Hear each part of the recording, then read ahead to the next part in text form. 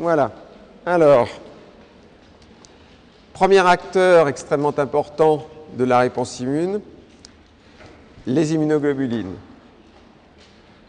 Alors, les immunoglobulines, leur histoire commence en 1900. C'était le moment où il y avait l'exposition universelle à Paris. Et ça, c'est une vraie photo de la construction de l'exposition universelle à Paris.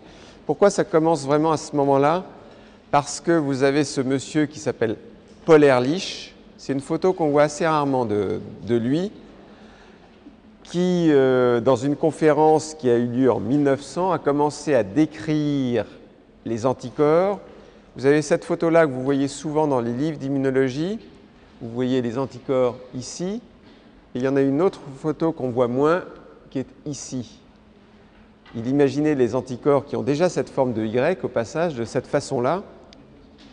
Et le travail qu'il a fait sur les anticorps, ça a valu à Paul Ehrlich le prix Nobel en 1908. Vous allez voir qu'autour des anticorps, il y a eu beaucoup de prix Nobel, ce qui témoigne donc de l'importance des anticorps. Alors, qu'est-ce que sont les immunoglobulines? Première chose importante, et vous le voyez ici, c'est fait pour vous le rappeler, les immunoglobulines, ce sont des glycoprotéines. Ce que l'on oublie souvent, on oublie qu'il y a une partie sucrée. Donc les immunoglobulines sont des glycoprotéines qui ont une activité anticorps, c'est-à-dire qui se lient spécifiquement à une molécule dite antigène qui a provoqué leur synthèse. Donc, ce sont des glycoprotéines qui ont une activité anticorps, c'est-à-dire qui se lient spécifiquement à une molécule dite antigène qui a provoqué leur synthèse. Ce sont des effecteurs de l'immunité humorale adaptative et ils sont extrêmement importants parce que, également, en dehors de leur rôle naturel qu'ils accomplissent tous les jours chez vous, ils sont très utilisés en thérapeutique, mais ils sont également très utilisés en diagnostic. On va voir pourquoi. Alors, mise en évidence de ces anticorps. En fait, leur mise en évidence, elle a été faite en 1939 et l'expérience est la suivante. Vous avez un lapin normal.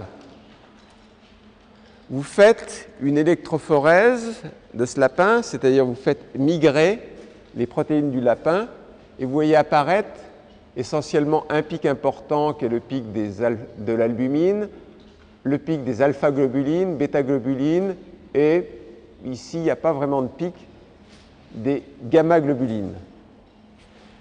Ce lapin, qu'allez-vous faire? Vous allez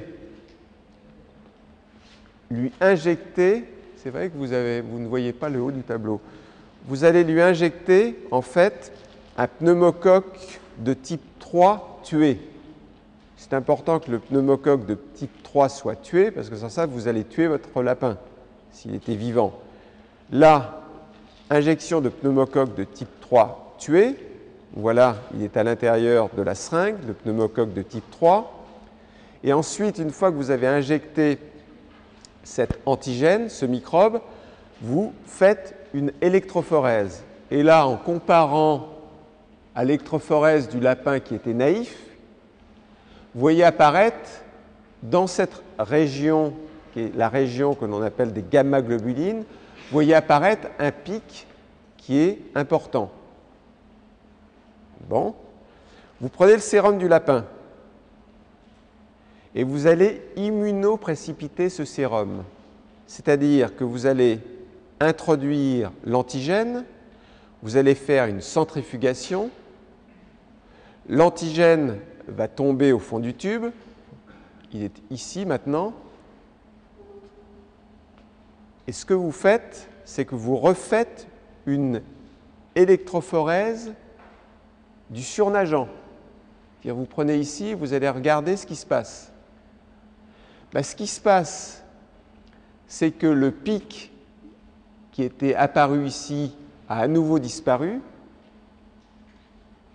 Ça veut dire que dans le précipité, ici, se trouvent les molécules qui ont reconnu l'antigène, les anticorps qui sont ici, qui ont reconnu l'antigène, qui étaient responsables de la présence de ce pic. Ces molécules, ces anticorps, sont au fond du tube. Dans le surnageant, elles ont disparu, ce qui veut dire que, en fait, les anticorps, les immunoglobulines, sont dans la région des gamma-globulines. En fait, la plupart des anticorps, effectivement, à l'électrophorèse, migrent bien dans la région des gamma-globulines, mais on sait aussi qu'il y en a qui migrent dans la région des bêta-globulines. Alors, lorsque vous avez trop d'anticorps, vous faites ce qu'on appelle une gammapathie monoclonale, c'est un cancer. Par contre, lorsque vous n'avez pas assez d'anticorps, c'est ce qu'on appelle les hypogamma-globulinémies, puisque ces anticorps migrent dans la région des gamma-globulines. Là, dans ces cas-là, vous allez faire des infections. Donc là, on a mis en évidence de façon extrêmement grossière, on est en 1939, il va falloir encore attendre quelques décennies pour savoir exactement la structure de ces anticorps. Mais tout de même, on sait qu'ils sont dans la région des gamma-globulines principalement. Alors,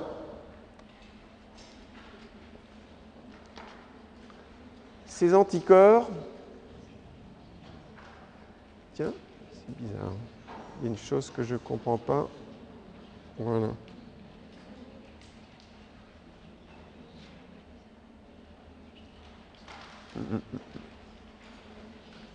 Bien. La mise en évidence de ces anticorps, en fait, celui qui a permis pour la première fois, en fait, d'avoir du matériel d'étude pour ces anticorps, c'est Ben Jones. Ben Jones, il a vécu 60 ans, donc, et c'est le premier, on va le voir tout à l'heure, qui a trouvé un moyen d'avoir, en fait, ce qui va permettre d'étudier les anticorps. Ça, c'est des cristaux. Mais ce que je voulais vous passer, c'était surtout ça. C'était le fait que ces anticorps avaient une dualité fonctionnelle.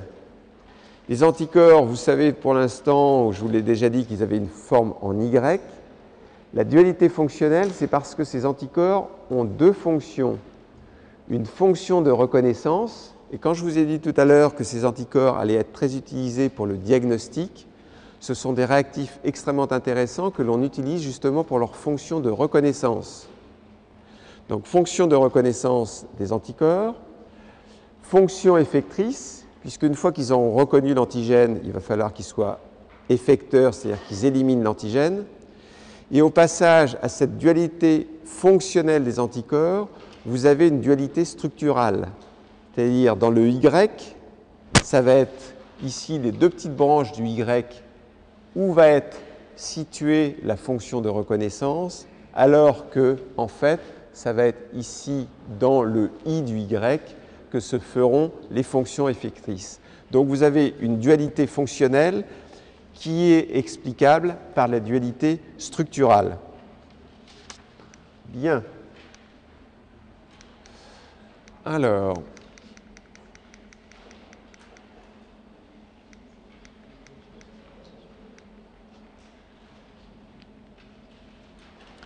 méthode d'étude et structure générale des immunoglobulines. Première chose qu'il faut que vous ayez pour étudier les immunoglobulines, pour l'instant, vous ne savez pas grand-chose des immunoglobulines, vous savez simplement qu'elles sont situées dans la région des gamma-globulines. Mais pour pouvoir étudier ces immunoglobulines, il faut que vous ayez du matériel d'étude et vous l'aurez notamment lorsque soit la souris, soit l'homme fait un cancer des plasmocytes. Lorsque vous faites un cancer de plasmocytes, ce qu'on appelle un myélome. Dans ces cas-là, les plasmocytes se multiplient à l'infini, produisent énormément d'immunoglobulines, donc vous allez pouvoir avoir une source d'immunoglobulines.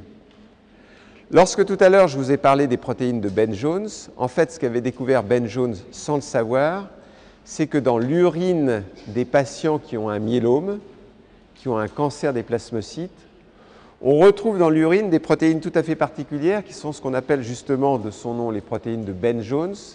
Et ces protéines de Ben-Jones, qu'est-ce qu'elles ont comme particularité? Lorsque vous les chauffez, comme toutes les protéines, elles précipitent. Mais la particularité des protéines de Ben-Jones, c'est lorsque vous refroidissez en fait votre solution qui contient des protéines de Ben-Jones, à nouveau, ces protéines se redissolvent. Essayez de redissoudre un œuf dur, vous aurez peut-être un petit peu de mal. Alors que si vous prenez dans des urines d'un patient qui a malheureusement pour lui un myélome, qui fait un cancer des plasmocytes, qui a dans ses urines en fait une partie des immunoglobulines, vous le verrez, c'est simplement les chaînes légères qui sont passées dans l'urine. Et ces protéines de Ben-Jones, ce que ne savait pas Ben-Jones, ce sont en fait des chaînes légères des immunoglobulines. Et elles ont ces particularités, ces chaînes légères, c'est que vous chauffez la protéine, et c'est un test qui est fait dans les laboratoires d'analyse couramment. Hein. C'est un des moyens de diagnostiquer la protéine de Ben-Jones. Un des moyens, c'est de faire ce test. On chauffe, si ça redissout, c'est qu'il y a des protéines de Ben-Jones, c'est que malheureusement le patient a un myélome. En dehors de ça, ce myélome, donc, qui est une prolifération anarchique des plasmocytes, prolifération clonale. Ce myélome, qui est une maladie qui peut atteindre les grands et les petits, ceux qui ont suivi mon cours de M1 ne donnent pas la réponse. C'est Sarah, je ne sais pas si Sarah est là, qui me sert de... Est-ce que Sarah est là? Je suis perdu sans Sarah. En tout cas, donc Sarah ne donnera pas la réponse pour peu qu'elle soit là. Mais quel est le président de la République qui avait un myélome? Georges Pompidou. Donc, pour étudier donc, les immunoglobulines, vous n'allez pas prendre des sujets humains, fort heureusement, vous allez essayer d'avoir un myélome et d'induire ce myélome chez la souris. Alors, chez la souris, vous pouvez induire ce myélome tout simplement en injectant à la souris de l'huile minérale, et la souris peut développer un myélome.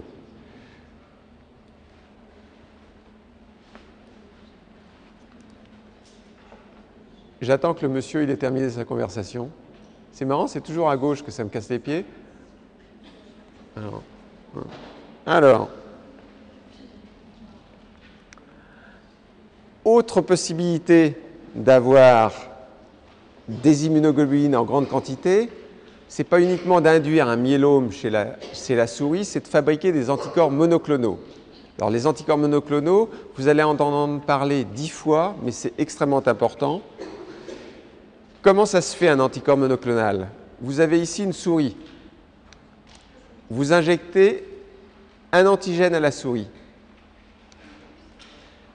La souris va avoir une réponse immune, des lymphocytes vont se développer chez cette souris. Ces lymphocytes répondent à l'antigène, bien entendu, reconnaissent l'antigène, mais si vous arrêtiez là, la quantité d'anticorps qui va être produite par cette souris, elle est infinitésimale. Ce que vous allez faire, c'est la chose suivante, c'est que vous allez fusionner les lymphocytes de la souris avec une lignée cancéreuse de souris, avec un myélome de la souris. Donc vous avez ici des cellules bleues, lymphocytes qui répondent à l'antigène, ici des cellules rouges qui sont des cellules cancéreuses de la souris, un myélome, et vous faites un hybride lymphocyte-myélome, ce que l'on appelle un hybridome. Bleu et rouge, ça donne mauve. Donc ici, vous avez un hybridome, et il faut reconnaître que c'est un Français qui a trouvé le principe de la fusion cellulaire. C'est Georges Barsky. Donc, ce n'était pas évident de penser que vous pouviez fusionner des cellules comme ça et que ça allait marcher. Ça marche. Donc, vous avez ici un hybridome, un hybride lymphocyte-myélome, et cet hybridome a les propriétés des deux cellules mères. Du myélome, il a la propriété de se multiplier indéfiniment. Et du lymphocyte, il a la propriété de produire toujours le même anticorps dirigé contre le même antigène. Donc là, vous avez créé artificiellement une source considérable d'anticorps. Au départ, un hybridome, et le laboratoire d'immunologie ici, celui que j'ai à l'hôpital, sont spécialisés dans la production de ces hybridomes. Ça tient un hybridome dans une petite ampoule qui est grande comme ça. Et à partir de cette petite ampoule, vous pouvez bâtir une usine entière, et ça se fait, avec des cuves qui sont énormes, qui vont toujours produire le même anticorps. Puisque maintenant, on en a besoin. Au départ, c'était de milligrammes, puis ensuite de grammes, et pratiquement maintenant, c'est des kilos d'anticorps. Bien, pour avoir trouvé en 1975 cette technique des hybridomes, c'était Kohler et Milstein. Voilà des cellules qui sont en train des hybridomes, des vrais hybridomes, qui sont en train de faire. Milstein, vous le savez déjà, a eu le prix Nobel en 1984 avec Georges Kohler. Donc, prix Nobel pour les hybridomes. Bien. Vous avez résolu un premier problème. Maintenant, vous avez une source indéfinie d'anticorps. Si vous êtes un petit peu dubitatif, vous pouvez dire oui, mais là, la source d'anticorps que vous me proposez, ce sont en fait des protéines qui sont issues de cellules cancéreuses. Est-ce que c'est vraiment la même chose, ces anticorps produits par les cellules cancéreuses, que les anticorps produits par les cellules normales? Globalement, oui. Donc, on va se servir de ces sources d'anticorps que l'on a donc chez la souris pour étudier donc les immunoglobulines. Les premières méthodes que l'on a pour étudier les immunoglobulines, ce sont des méthodes biophysiques, notamment l'ultracentrifugation. L'ultracentrifugation, ça vous donne des constantes de sédimentation. Et un anticorps, ça a une constante de sédimentation, tout du moins les anticorps de sous-classe IgG, c'est une constante de sédimentation de 7S. Et une constante de sédimentation de 7S, ça vous donne tout de même une information. Ça veut dire que la masse moléculaire d'un anticorps, c'est environ 150 000. Ensuite, vous allez faire, mais ça vous connaissez déjà, vous allez faire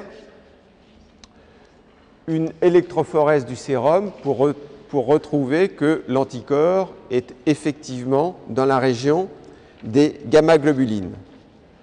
Vous pouvez précipiter, on est toujours dans des techniques biophysiques, vous pouvez précipiter ces anticorps par exemple par des sels neutres. Ça se précipite avec le sulfate d'ammonium. Ça, c'est une technique qu'on utilise couramment dans les laboratoires. Vous pouvez préparer ces anticorps en les faisant passer sur des colonnes échangeuses d'ions de DEAE cellulose. Bien, mais tout ça, ça vous donne des informations qui sont extrêmement brutes.